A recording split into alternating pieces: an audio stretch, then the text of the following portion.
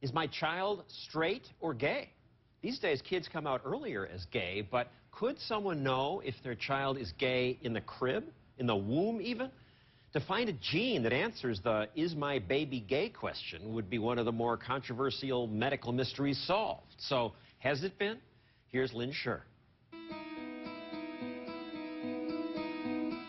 Childhood. We used to be happy waiting it out to see what our kids grew into.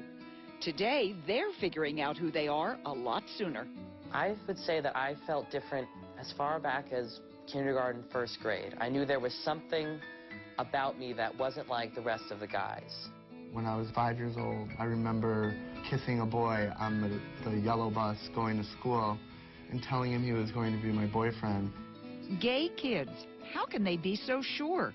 It's a medical mystery, one of the biggest debates of our time. Is there a gene that determines whether you're gay or straight? Some scientists think it's mostly biological. Others say it's a learned behavior. Not that kids need science to confirm what they already know. Zach O'Connor, now 18, says he knew he was different from the time he was 5 or 6. Most of his friends growing up in suburban Madison, Connecticut were girls. And he once asked his parents for a Barbie dream house.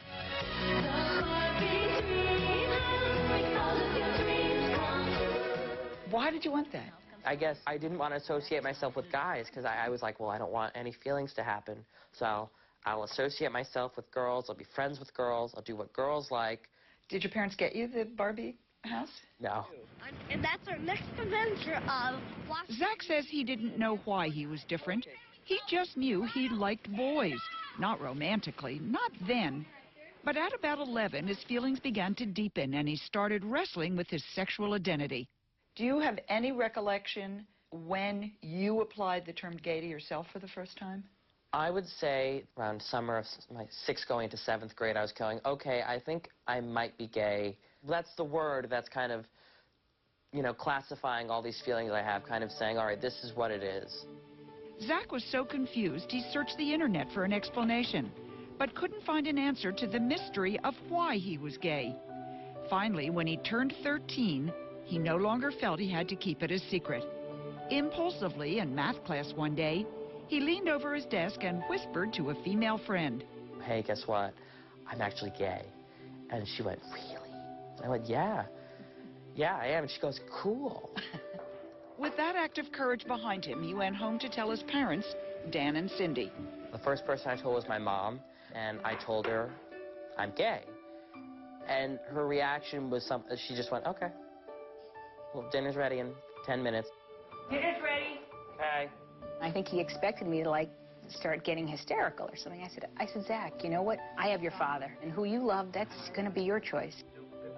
Zach's parents both believe that homosexuality was probably in their son's DNA. For them, there is no medical mystery. But might a proven genetic link help other parents understand what they saw with their own eyes? Chris and Deborah Hawkins were convinced their son David was gay when he was just 3. What did you see that made you think that? I saw feminine traits. I can't find another word other than he liked prissy. Look around the block. Deborah still sees the evidence in her home videos of David. She showed us some of the scenes. Even here, his run was a little flamboyant. The way he holds his hand. I mean, I even felt like sometimes his walk, his mannerism. Oh, like this? Yeah, yeah. It was just a little more dramatic than other little boys. David, who is now in his early 20s and openly gay, says he doesn't remember feeling different from his playmates. I think I thought that I was normal. My mom definitely saw it before me. Adults have better tools to see things early on. Deborah says there were other signs she worried about. David hated to get dirty and always wanted to play dress-up. We would play king and queen, and of course, I was the king and he was the queen, you know. So. I was very insistent upon being the queen. That was my role. I identified more with that kind of personality rather than the gallant, hero. Living in Greenville, South Carolina, a fundamentalist Christian community, Deborah was repeatedly taught that homosexuality was something little boys picked up from TV. missing the point, darling. And movies, something they learned. Deborah, did you at that point consult anybody, a therapist, your minister, anyone? I didn't feel like I could tell a neighbor, anyone from the church, anyone from my family, because 20 years ago it felt like a sin. Having no place to turn, Deborah and Chris waited and worried until one day shortly after David turned 15. He came to me and shared with me that he met someone that he was just crazy about. A guy. At that point, it's like, you know, the rubber meeting the road. You know, we really had to get behind him and support him. What was your reaction when he told you that? Terror. Deborah and Chris began reading everything they could find. They learned that about 1 in 10 kids could be gay, and that scientists are arguing over whether it's from nature or nurture.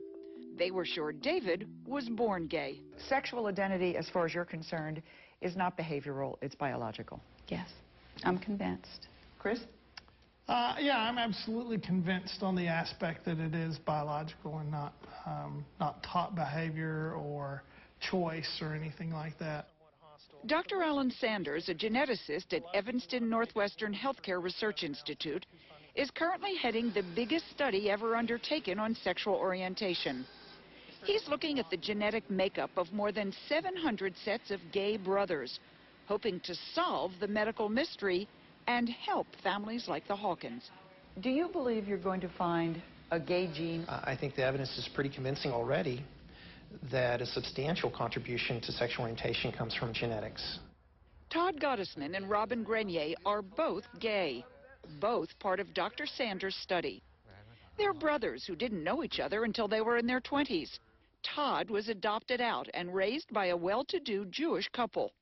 Robin grew up with their biological mother in a fatherless, working-class Catholic household. I really did wonder, was it because I didn't have a father that I was gay? And then when I met Todd, it all made sense to me, and it wasn't because I didn't have a father. It was because that's who I am. But Dr. Stanton Jones, a psychologist and evangelical Christian, says genetics plays at best just a small role. The major misunderstanding in public awareness is that people are gay when they're born. And what's wrong with that position? That the evidence doesn't support it. The scientific evidence doesn't support it.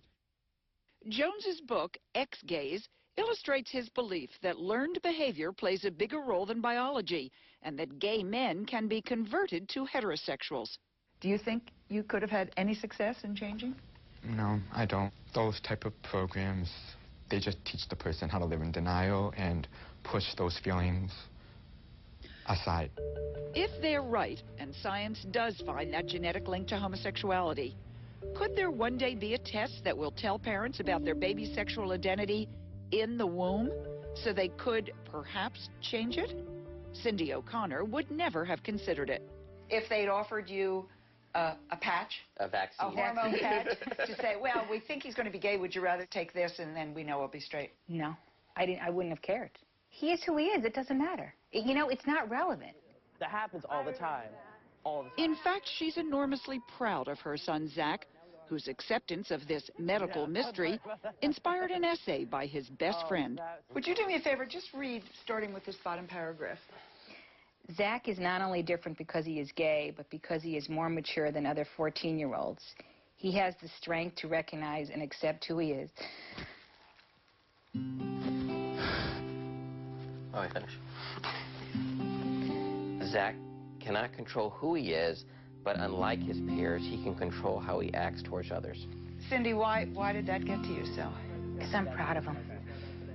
And it was hard. And then the pep rally is next. You know, to get him here. It's hard for many kids and their parents to face being different. David Hawkins says he hopes science will soon come up with the answer to help kids like him understand why they are gay. I think it will give gay children something to hold on to, something to say, I had no choice in this. Because that was one of the hardest parts, is the fight between am I or aren't I.